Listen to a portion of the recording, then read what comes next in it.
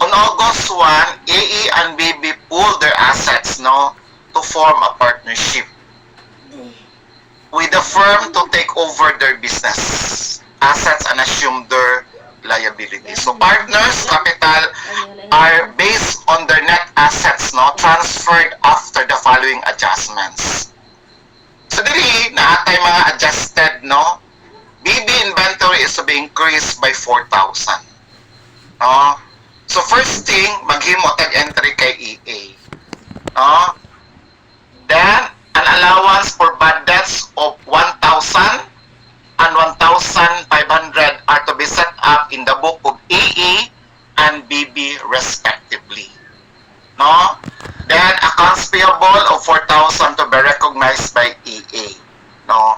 So take note, upat lang ni siya ka entries. No? The first one will be the inventory. No? The second will be the allowance for bad debt, both EE and BB. Then, ang last is ang accounts payable.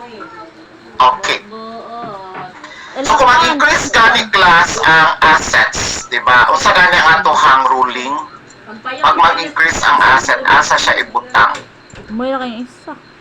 Raani, asa ibutang ang assets. Sa debit. Pag mag-increase Sa debit, sir. sa debit. No? Take note, ang liabilities, no, is always na siya naka-credit. No?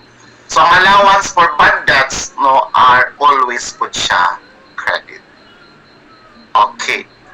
So diha, no, kung himuan na tong entry tong mga adjustments, no, ni EA o ni BB, no, so diha, kay BB, mag-debit tag merchandise inventory, credit ta og BB capital, no, katong 4,000. Okay? Then allowance kuno, no, so no need to compute, no, kay gihatag naman ang figures. So kay BB 1,500, ang kay AA 1,000.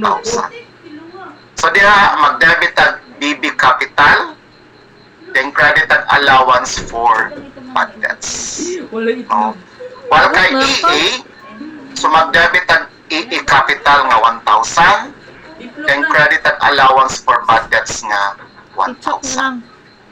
While ang liabilities, no, so ang normal balance niya class is credit. Sam, balik ka No? Sam. So ang i-debit na to ana should be AA Tama, wala na. capital. So take note na, this will be the adjusted. No? Kay ang kay EA, di ba ang capital is nasa credit. No, number 1. So always add din na basta naka-credit. The number 2, BB capital naka-credit. So deduction na siya.